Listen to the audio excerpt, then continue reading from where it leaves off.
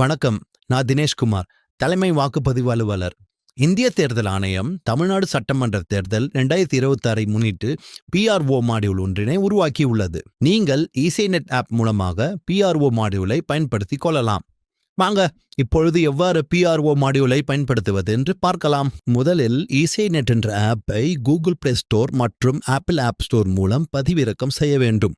அடுத்து மேலே உள்ள இந்த 3 இணைக்கோடுதலை கிளிக் செய்யவும். இங்கே மேலே தெரிகின்ற ஆஃபீஸர்ஸ் லாகினை கிளிக் செய்யவும். அதற்கப்புறம் ப்ளீஸ் சூஸ் யுவர் ரோல் என்ற ஸ்கிரீன் தெரியும்.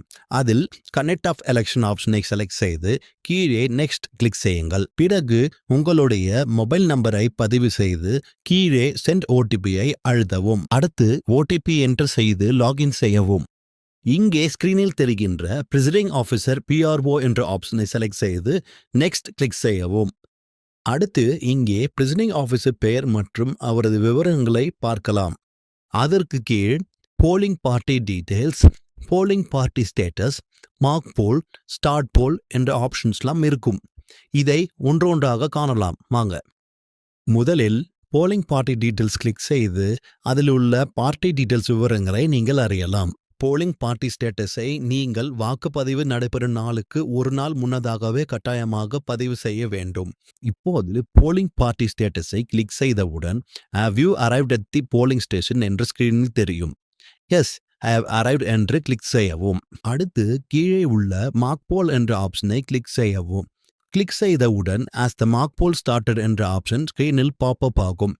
எஸ், மார்க் போல் ஸ்டார்டட் என்ற பதிலை கிளிக் செய்யவும். பிறகு மார்க் போல் நடைபெறும் அந்த சமயத்தில் உள்ளே உள்ள நம்பர் ஆஃப் போலிங் ஏஜென்ட்ஸின் எண்ணிக்கையை மட்டும் பதிவு செய்து மார்க் போல் கம்ப்ளீட்டட் என்ற கேள்விக்கு எஸ் என்ற கிளிக் செய்து மார்க் போலை கன்ஃபார்ம் செய்யவும். பிறகு வாக்குப்பதிவு தொடக்க நிலையை பதிவு செய்ய வேண்டும். இங்கே தெரியும் ஸ்டார்ட் போல் என்ற ஆப்ஷனை கிளிக் செய்யவும். செய்தவுடன் ஆஸ் த போல் ஸ்டார்டட் என்று கேட்கும். எஸ், போல் ஸ்டார்டட் என்று இருப்பதை கிளிக் செய்யவும்.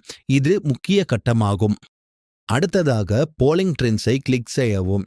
காலை 9 மணி முதல் 5 குறிப்பிட்ட நேர இடைவெளிகளில் வாக்குப்பதிவு எண்ணிக்கையை பதிவு செய்ய வேண்டும். காலை 7 மணி முதல் 9 மணி வரை பதிவான வாக்குகளை காலை 9 மணி முதல் 9:20 மணி வரை உள்ள இடைவெளிக்கு மிகாமல் பதிவு செய்ய வேண்டும். அதேபோல் காலை 7 மணி முதல் 11 மணி வரை பதிவான வாக்குகளை காலை 11 மணி முதல் 11:20 மணி வரை உள்ள இடைவெளிக்கு மிகாமல் பதிவு செய்ய வேண்டும்.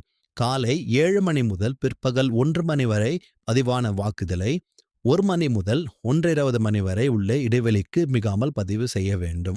காலை 7 மணி முதல் பிற்பகல் 3 மணி வரை பதிவான வாக்குகளை பிற்பகல் 3 மணி முதல் 3:20 வரை உள்ள இடைவெளிக்கு மிகாமல் பதிவு செய்ய வேண்டும்.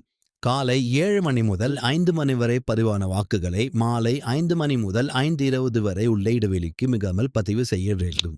மேலே குறிப்பிடப்பட்டுள்ள கால இடைவெளிகளில் கட்டாயமாக பதிவு செய்ய வேண்டும்.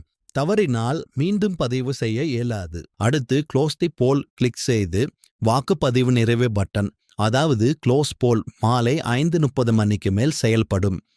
அதனை கிளிக் செய்து total votes recorded in EVMs, total male, total female, total third gender, total EDC, total tendered votes, total test votes, total male overseas, total female overseas, total third gender overseas. இதில் பதிவு செய்யும் விவரம் படிவம் 17C-இல் உள்ளவாறு முழுமையாக பொருத்தமாக இருக்க வேண்டும். பிறகு சப்மிட் ஆப்ஷனை கிளிக் செய்யவும்.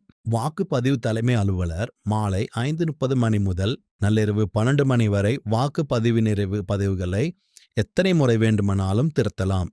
தேர்தல் நாள் நள்ளிரவு 12 மணிக்கு மேல் வாக்குப்பதிவு நிறைவு பதிவுகளில் எந்த திருத்தங்களும் செய்ய அனுமதி இல்லை.